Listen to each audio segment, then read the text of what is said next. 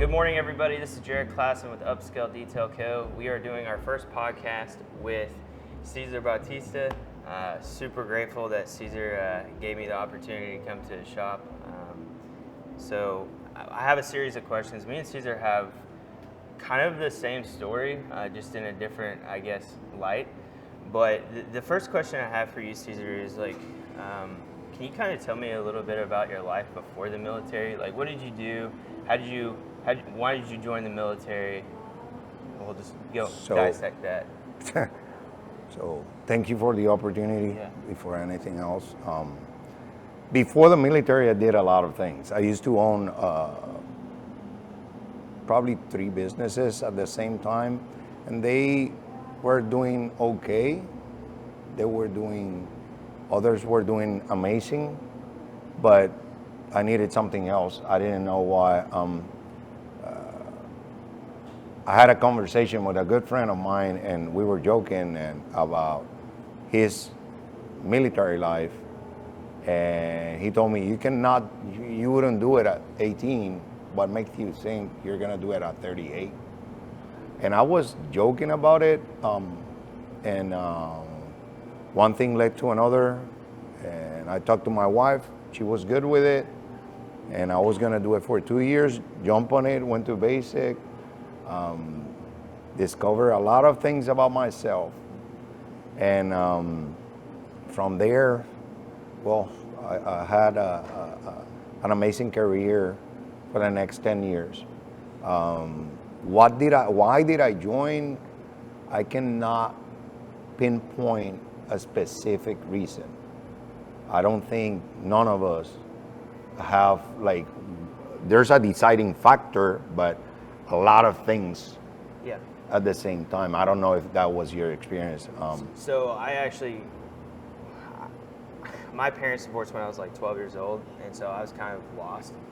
And I met this guy in my family. I had no idea. His name was General Herbert Lloyd. Okay. And he kind of took me under my wing because I was, doing bad things that I shouldn't have done. And he kind of put me under his wing, and he's like, Jared, you need to join the military. And I needed something bigger in my life, like a purpose. Mm-hmm. And that's why I joined the Army. And I kind of found that purpose, and through the trajectory of, being in the military for 10 years, I've learned to be, a leader. I've learned how to talk to people, organizational management. I'm very grateful that the Army, gave me that. But I'll be separating soon to pursue Upscale Detail Co. because it's driving that passion. Okay. And I think what happened in the military with you? Did you get hurt or? So I went on my second year of career. I went to selection, became a SIOPer. I deployed, and then in one of the jumps, obviously I was older than everyone because I went to selection at 41. I think that all the stress of working out so many times a day just to follow the pack and to make a difference in a jump, I landed wrong in the wrong surface. Yeah. And after a few years, it became obvious that I was broken. So when I came to Fort Benning to in process, they looked at me like if I was crazy because the unit that I was at, if you perform, you perform. Yep. And I'm not judging them. Every soldier is an investment, and at some point, it's like in your business and mine, a machine is working, even though it's a little bit broken. We patch them up and keep on using them.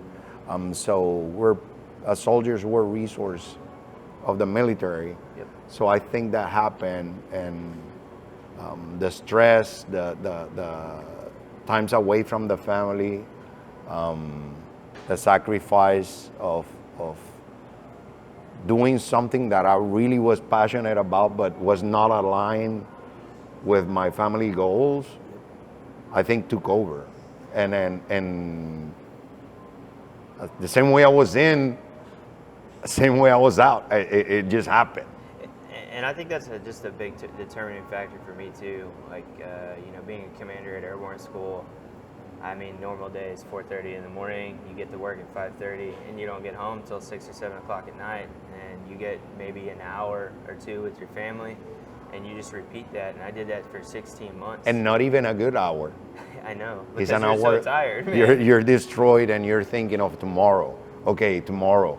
Oh, this guy is bench pressing more than me, and he's my soldier. Yeah. I gotta step up, and you don't realize that at some point that's a great. I mean, it's a great career. I'm not saying that it's not the right choice. I will do it in a heartbeat.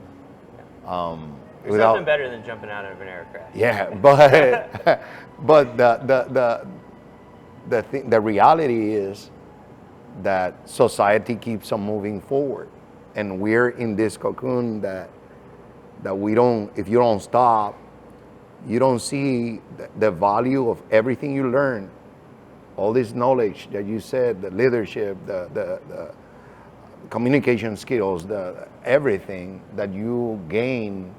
Okay, how I'm gonna put it into service again, because this is a life of service. Oh, you can end it, or you can continue by serving others, the community, like the staff, your staff. You take care of them. It doesn't matter if people understand it or not. It just feels amazing to do it. So absolutely, and that's part of the reason that I pursued entrepreneurship, because you literally eat last with everything. You are a servant leader, and if you're not, it will show. It will show. And it's never about you. It's always about the team. It's always about the organization. Yeah. And the biggest thing that and this is like customer service is so important, and I feel like it's become a lost art in a lot of businesses these days. And asking your customers, like, how can I get better? What can we do to be better? And we always want that. We want customers' feedback, and it helps us be better versions of ourselves. So kind of moving into the next question I have for you is, what inspired Bodega and the marketplace? So all of these are hiccups. I believe in the man upstairs. So at some point when I'm inspired with something, I don't take it lightly, like probably others do. You get, they say motivated. I think I get curious first. I was like, okay, what if? So the why am I doing something inspires me more than what I'm gonna get out of it, because you don't know what you're gonna get out of it.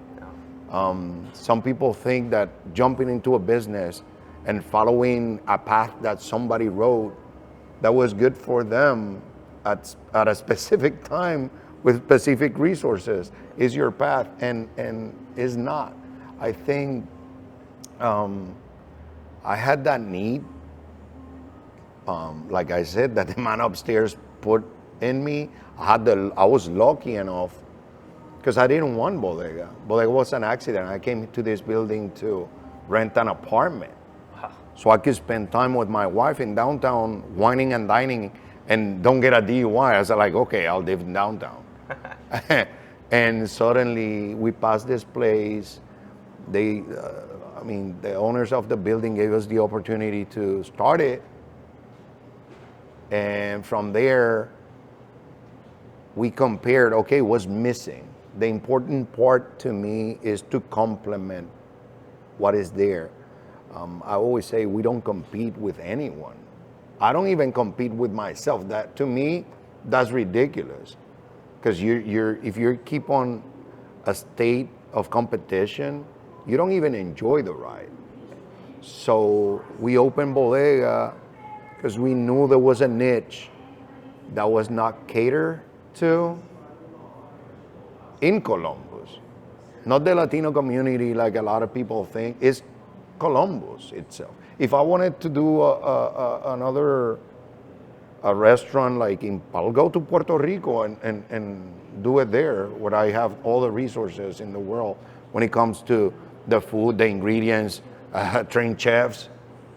But something for Columbus to complement the other amazing restaurants we got here, I saw it as an opportunity to sell it, not even to keep it. And then they told me, oh, Cesar, you're gonna be medically separated. I was like, what does that mean? So I told my wife, I guess let's keep Bodega. Because we built a brand out of what you said. Service, cleanliness, and then food. So we created a space, probably what you like of your business. You will take care of other people's vehicles the way you keep yours. Because that's what makes you joyful. I understand, and it shows. You took my truck, and I sent you a video the other day without even washing it or taking care of it for 3 months. I just hose it down and touch it, and I started laughing. This is nuts. It's great technology. Because it's actually a great product for me. Not for a car show, in my case, not to show it off. For me, I don't have the time to be washing the vehicle. No, you're a very busy person. I don't have the time to leave the vehicle. You have asked me to bring it back for the second visit for what, almost 6 months, and it hasn't happened. The truck is there. I know if I hose it down, your product works, not only the technology, because you treated the vehicle like if it was yours. Yeah. And we treat the customers like if it was my grandma walking in every single time. Yeah, and a lot of people, like, especially in the line of business that I'm in, is, we do a lot of luxury cars, but let's say that somebody comes in with a normal car. I'm going to treat that person the same exact way, and we're going to do the same exact thing. That's amazing. It doesn't matter what car you have. I will treat it the same exact way. Because at the end of the day, the why is what motivates me. It's funny that you say that, because in my other restaurant, Conquistador, the other day a family came in. There were 6, and I saw the expression on their faces when the dad saw the menu. I was like, he understood that it was a little bit pricey for what he was looking for. And I asked them, stop, don't leave. Let me walk you around. Okay, like, trust me, if I'm not inside your budget when I bring your food out, I'll pay for it. Not because I have money to give away, but I trust what I'm doing. So we catered to that family. That's awesome. And he was actually, he told me, oh, this was even more economical than what I was expecting. I said, like, yeah. By communicating what you need, yeah, you let me know what I can give you. And that's cool that you say that, because Ryan, my COO, came up with the idea of custom quotes, because we had this like these normal quotes that had, oh, we're gonna do all this, but like what we realized is if we work with people and we meet what their needs are, we could be affordable to them, and that's what we want. Like we want to serve the Columbus, Georgia community, the surrounding areas, and we're very good at what we do. We've invested a lot of money in training, and that's something that we've learned in the military. So and you have to. So to me, I'm responsible, as responsible to your business as I'm responsible to mine. exactly. So if what you did worked for my truck, if I let you disappear, who's gonna do it? I'm not gonna do it. So if I'm doing at, let's say, the market, if no one else sees it, but they want it, the only way to keep it open is by supporting it. Exactly. So the responsibility doesn't land only by giving nice reviews, and it lands by sitting there and say, hey, if you tweak it a little bit, I can afford it. But it starts, 100% of the time starts with the customers. I don't know your needs. Right. I don't know. So having a menu, to me, is a menu is like a guidance of what we can do. Exactly. But you can ask, at least in my restaurant, and I know in your service is the same, ask me what you need. Probably can do it. If you, in your case, have water, the right soap, and you have a dirty car, you can do it because that's your purpose. Yep. So it doesn't mean it doesn't matter if it's a $3,000 job or probably a $40 or $60 watch. Yeah. If people don't ask, how can you give them something? Exactly, and we really want to do the best that we possibly can. Mm-hmm. So, to kind of go into our next question, what has really been the driving force for your success, Cesar? Because you started with Bodega, the marketplace, and now Conquistador. That is impressive, man. Like opening 3 businesses up in the amount of time that you've been in business, that takes a lot of work, man. And I know personally because I've been a commander and I was driving a business behind the scenes with my team, and we're just getting started. The big vision is multiple locations and then potentially franchising. So like, can you kind of deep dive into that and tell me how you've been successful? So first of all, to me, you have to define what success is, not like for yourself, because success can be raising your family and putting in certain school. Right. To some people, that's success. To others, success is to have their car always shiny and clean. Success for other people is, I don't know, traveling.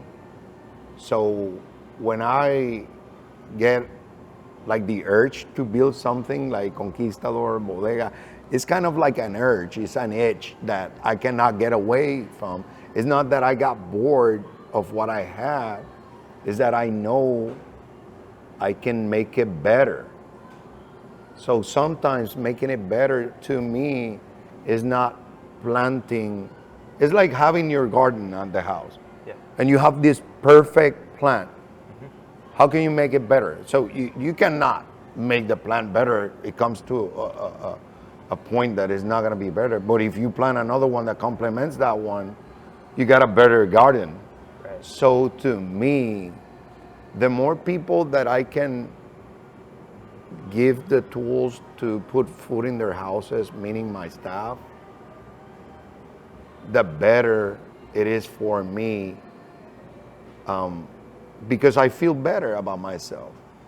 And money is a second and third order effect of hard work. If you ask me about financials, people are, SBA loans, what help you? How do you get all the money to make it? I don't know. You can ask the banks. And they look at me, are you crazy? I had a neighbor that I said, wow, don't worry about it. I'm laundering money. I'm not doing that. I'm putting the effort. Yep. I have a truck that pulls a trailer to make resources for the other things. People see it, it's a flashy truck. No, it's a tool. Yep. It's an asset. It's an asset to produce resources, not only money, because we're so far away from what means to drive all this. It's not perfect credit. It's not the perfect chef to me. It's not me being representing the military, which I, yes, represent with my acts, but not with my physical, because I don't have that luxury to go to the gym anymore, because I spend more time with my guys that I spend with my family. So like, I'll put example, she wakes up, Marianita, how old are you? 19? Wakes up and open this place at 5:30. So how can I say, the new generation doesn't have what it takes? Well, she has, she does. So how do I do it? I can only tell you one thing, the man upstairs. And the days that I wake up and I don't have people, some people call it meditation, or what I call it praying. I'm a simple guy. Same. If I don't do it, the rest of my day, in my perception, goes in a way that when I'm back home, it wasn't perfect. But when I do that and I follow it, like today, I was starting to get anxious because I was a little bit late, 5 minutes, okay, don't judge me, to this meeting, but it was driving me nuts. And I said, like, wait, hold on, nobody's gonna die. chill out. And I started doing my morning ritual, started praying, pop, pop, pop. And 9:35 I was here. All worked out. Everything that I had to do was done. I even brought my coffee. That's awesome. So I didn't have to change the whole thing. But if I come out anxious, if I don't trust the process, I don't know, I probably get into an accident or forget the phone and I have to go back. Those simple miracles that happen to you that you don't acknowledge is the discipline of being truthful to what I'm doing. I'm not saying I'm perfect. I'm way far away from that. Yeah, and just to kind of go back to, what you were saying about your team, I have literally the same mindset. Like, my team is everything to me. I would do anything for them, and the capabilities that I can, and I'm very grateful for my team, and I feel like we are building something that is going to last a lifetime. And that's our whole purpose as a business owner, is to create a legacy for not only ourselves, but the people that are in it. Yeah. And like you said, like, being able to provide for other people is so satisfying. And, that's something that I'm very grateful that God has blessed me to be able to do with my capabilities. And to kind of hit on the point of you talking about your religious aspects with Jesus. I actually wrote a scripture because I was kind of feeling overwhelmed today. Okay. And the scripture said, "Trust in me, for I know everything." And I'm just like, okay, God, I'll give it to you. And so that's just something that, God is always, He knows what He's going to do, man. He knows our whole story before we even get started. And things going wrong is part of it. Yep. It's not easy. If it was easy, everybody do it. And actually, everyone can do it if they put themselves in that situation. So when you ask me, how do I do it? I don't know. And I don't even acknowledge, do what? To me, it's like waking up and brushing my teeth. Like, you don't think about those things. No. So the more you do it, I'm not saying I'm probably the most disorganized person that you'll ever meet, but my routine keeps me organized. So I put things in place that will lead me, at least if I fail, not to fail that bad that I cannot come back from it. Okay? There's no a straight line to what some people call success. You gotta go and move in zigzags, adapt, move backwards. There's a lot of people say like, no, I'm not going back to that. Well, that's you, because if I take the wrong road and I'm lost, I'll put my car in reverse, back down, and take the right one. Like, there's no other things. And I think that's kind of like one of the things that we've learned in the military is resilience, right? Because the military puts you in so many things that make you fail, and there is no other option but winning, especially if you're in the infantry. Like, there is no other option but winning. If you want to come back, you have to win. Exactly. And really, that kind of goes into our next piece. What is the one piece of advice you would give to somebody starting out a business or their career? Don't. I'm just kidding. Because the one thing I see with my generation is people bounce from jobs to jobs, and they it's hard for them to find their purpose. So, what advice would you give a young version in today's world? So, I was lucky and blessed enough to have the parents and the family that I had. Yep. And like in my family, there's no quitting. So if I saw that in my parents as I grew up, it's kind of unfair to us people that haven't been blessed the same way I was to move forward. But There's always a way, because you can look out for a mentor. You choose who you look up to. Okay, and you have to have somebody that is tangible, that you will change your life in a heartbeat for theirs. And that seems like awkward, but it's the truth. Because yeah, you can pray all you want, but if you don't use the resources that is put in front of you, nothing will happen. Nothing will happen. How am I going to relate and listen to someone? And that's the first question that I ask to myself when someone comes in or leaves a bad review or tells me, you know what, this is perfect, but you have to do this in order to. And I think to myself, do you own a business? Are you in the same position that I'm at? Meaning, even with kids, if you have kids, I'm not going to take 100% your advice, because you're in a whole different situation.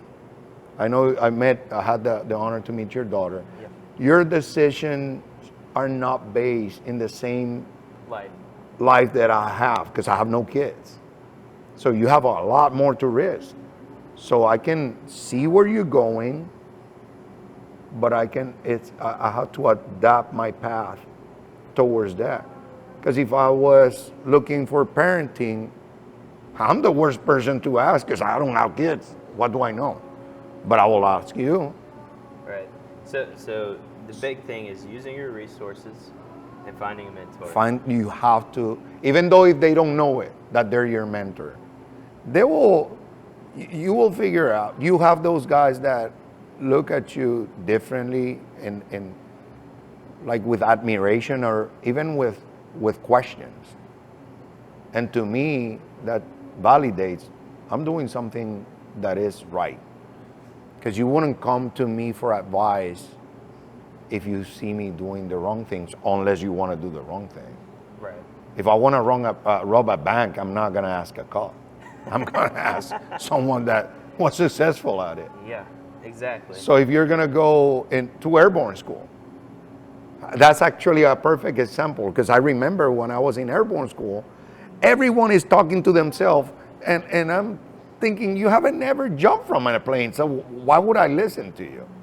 Listen to the instructor. The black hat. The black hat has the answers. And in this new generation, to me, an advice is, are you taking advice from your phone, or are you taking advice for the people that are there making it? Exactly. From the people that you can see and talk to them face to face. Because everyone is friends in social media. Yeah, and this thing right here, this can kill you. Literally, it can kill your mindset, it can kill everything. And I like that, because get a mentor that has done what you are striving to do. If you want to be a jump master, can you ask somebody that is not airborne to guide you through the process? No. That will be insane. Yeah. So if you have your business, will you ask, and Mama, with all the respect, if you ever see this, I'll never go to my mother for advice, because she will be the worst enemy of anything happening to me. So she will protect me. I would be at home sitting down with my pajamas eating cereal if I follow her. So I cannot ask or tell my mom. I'm not saying she's the biggest cheerleader I have, but when I'm gonna do something, I keep it to myself, because she doesn't want me to fail. She doesn't want me to get hurt. She doesn't want my wife to serve me a cold meal. So she's always in my side. So that's not a good mentor. No, a good mentor is going to tell you what you don't want to hear. They're going to say, hey, you need to suck it up and you need to figure it out. Yeah. And this is how you need to do it. And it's going to be uncomfortable. It will be. Nothing in life is achieved with comfortability. And actually, some people see me as too raw. I don't have the luxury of sitting down and not telling you my honest opinion if you ask for it. Because when they come to me, I don't have time to flip a switch. That No. means I'm not the easiest person to talk to. And I am that guy. Well, we've created this this culture in the United States, like, oh, when somebody's honest with me, it hurts my feelings. But me personally, I'd rather you be honest with me and tell me what I need to work on. Because you come from a different culture. We come from a different culture. Yeah. You come from a culture that if it goes wrong, somebody's gonna get killed. Somebody's chute is not gonna open. Somebody, like, there's no middle ground for failure. There's not. Like, you're pushing 700 people out of a plane in your case, Yeah. and I was a group air for probably for a year, I don't remember. And I couldn't sleep the night before. Yeah. And people are, oh, I'm so comfortable about jumping. It's like, yeah, but I'm not comfortable about putting you in a chute. Yeah, because literally it takes 1 second for the static line to wrap around a student's neck and they're dead. And so how can you relate to business? I'm used to not sleeping. Yeah. I'm used to making the hard choices. I'm used to being raw to everyone, because in the military you have that luxury. Your information, the guy next to you, you don't like him, you got to suck it up, buttercup. Yep. He's going to be with you for 6 months, 3 months, whatever it takes, 3 years, 4 years, you don't know. You don't have to like each other to meet a goal. No. So that You makes just all you, have to have one thing: loyalty to and each other. and that makes you a little bit more understanding, and I guess that's better for business. If I'm successful by the definition of everyone, well, then I am. I did it. I'm gonna be successful, I don't know, probably when I meet the man upstairs. I don't know. Yeah. Not yet. I have probably 5 more good years.